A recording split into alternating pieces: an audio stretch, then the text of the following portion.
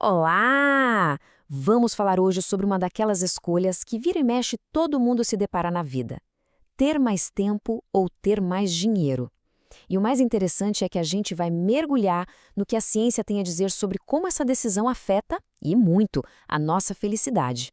Então, para começar, a pergunta que não quer calar: tempo ou dinheiro? O que é prioridade?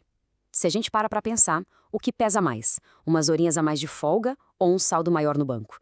Sabe, são aquelas decisões do dia a dia. Pegar um transporte mais caro para ganhar tempo ou encarar o trânsito para economizar uma grana. E é aí que a coisa fica interessante. Olha só este paradoxo dos tempos modernos, que foi apontado num estudo super relevante. Ao redor do mundo, o aumento da riqueza produziu uma consequência não intencional: uma crescente sensação de escassez de tempo. Ou seja, mesmo com mais dinheiro, a impressão é que o relógio anda cada vez mais rápido, né? Por que será que isso acontece? Bom, para a gente entender essa fome de tempo, vamos dar uma olhada no que a ciência do bem-estar tem para nos contar. E quando a gente fala em bem-estar, não é nada complicado, não. É basicamente aquela sensação de estar contente com a vida, de ter um propósito, sabe, de estar com a saúde mental em dia. E o que acontece é que, instintivamente, a grande maioria das pessoas vai na mesma direção. Na hora de escolher, a tendência é quase sempre correr atrás de mais dinheiro, mesmo que isso custe o tempo livre. Parece lógico, né? Afinal, segurança financeira é importante. E não é só achismo, não. Os números comprovam. Dá uma olhada. Num estudo com quase 4.500 pessoas, 64% foram direto no dinheiro. Só uma minoria, 36%, que preferiu o tempo. É uma diferença bem grande, que mostra para onde a nossa intuição geralmente nos leva. Mas, e aqui vem a grande surpresa, é justamente essa minoria que diz ser mais feliz. Quem prioriza o tempo relata, de forma consistente, mais felicidade e satisfação com a vida. E aí fica a pergunta: por que a escolha que parece menos popular acaba levando a uma vida mais satisfatória, hein? A resposta está em como a gente usa esses recursos. Isso nos leva direto para o nosso primeiro pilar, que é uma verdadeira virada de chave: a mudança de mentalidade. A ideia é começar a ver o tempo de outra forma. Não só como um espaço para preencher com mais trabalho, mas como o nosso bem mais valioso, sabe? Aquele que não dá para recuperar. E olha, isso não é só uma ideia bonita, não. Esse número aí, mais de 4.600 pessoas, participou de uma série de estudos que chegaram na mesmíssima conclusão. O simples fato de valorizar mais o tempo do que o dinheiro já está ligado a um bem-estar maior. E o mais legal é ver como essa mentalidade acaba moldando a vida da gente. De um lado, quem foca no tempo geralmente acaba socializando mais, investindo em relações, buscando carreiras com mais flexibilidade, coisas que, no fim das contas, trazem uma felicidade mais duradoura. Agora, do outro lado, o foco no dinheiro muitas vezes leva para um caminho de mais produtividade, mais horas de trabalho e, às vezes, até um certo isolamento. Beleza, entendi a parte da mentalidade, mas como é que a gente faz isso na prática?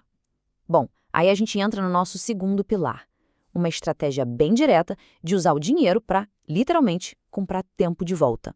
A sacada aqui é enxergar o dinheiro como uma ferramenta. A ciência já mostrou que gastar uma grana com serviços que economizam tempo, tipo qualquer coisa que te dê umas horas de volta, traz muito mais felicidade do que gastar com bens materiais. É uma satisfação que dura mais, sabe? E esse negócio de comprar tempo é mais simples do que parece, viu? A gente tá falando de coisas do dia a dia, como pedir comida por um aplicativo, contratar uma pessoa para ajudar na limpeza, pegar um transporte que seja mais rápido ou delegar aquelas tarefas chatas e repetitivas. São pequenas coisas que devolvem pra gente o que é mais precioso: nosso tempo. Tá, mas se isso é tão bom, por que a gente não faz isso o tempo todo? A resposta nos leva para o nosso terceiro e último pilar. A gente precisa conhecer a nossa própria mente, entender as armadilhas, as pegadinhas que ela cria e que nos impedem de fazer as escolhas que nos fariam mais felizes. A primeira armadilha é o tal do viés do presente. Sabe aquela história de preferir um brigadeiro agora do que dois amanhã? É exatamente isso. A gente tende a querer a recompensa imediata, mesmo que seja menor. Tipo, pegar aquele dinheiro extra de um freelá agora, mesmo que isso signifique abrir mão do descanso e do bem-estar lá na frente. Depois, tem outra armadilha bem comum: a adaptação hedônica. É também chamada de esteira da felicidade. Já reparou como a empolgação com uma compra nova ou até com um aumento parece que some rapidinho? Pois é isso. Nosso cérebro se acostuma com a novidade e, puf, a gente volta para o nosso nível de felicidade de sempre. E olha só como esse efeito é poderoso. Num estudo com pessoas que ganharam uma casa nova, uma coisa gigante na vida de alguém, 60% daquela felicidade inicial simplesmente desapareceu em questão de meses. Já quando a gente compra tempo, o efeito é diferente, porque a gente está reduzindo o estresse do dia a dia e isso é um benefício contínuo. E por último, temos a mentalidade de escassez. É simples. Quando a gente sente que falta alguma coisa, seja tempo ou dinheiro, nosso cérebro entra em modo de sobrevivência. Ele fica tão focado em apagar o incêndio de agora que não consegue pensar lá na frente, no longo prazo. E isso prende a gente num ciclo de decisões apressadas e muito estresse. Então, vamos amarrar tudo isso.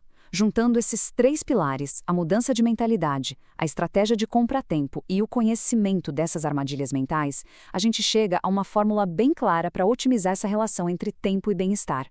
A estratégia, então, se resume em 3 passos bem práticos. Primeiro, clareza nos valores. É decidir de forma consciente que o tempo é o recurso mais importante. Segundo, investir em tempo.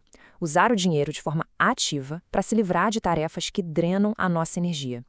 E terceiro, ser mais esperto que o próprio cérebro. Reconhecer essas armadilhas mentais para não cair nelas. No final das contas, o verdadeiro bem-estar não é sobre ter um máximo de dinheiro ou um máximo de tempo de forma isolada. O segredo está em usar um para melhorar o outro. É usar o dinheiro de forma estratégica para enriquecer o nosso tempo e, por consequência, a nossa vida. E para fechar, fica aqui uma reflexão. Se surgisse uma hora extra no dia de hoje, só hoje, como essa hora seria usada para aumentar a felicidade? A resposta para essa pergunta pode dizer muito sobre quais são as verdadeiras prioridades de cada um e qual o caminho para uma vida com mais significado.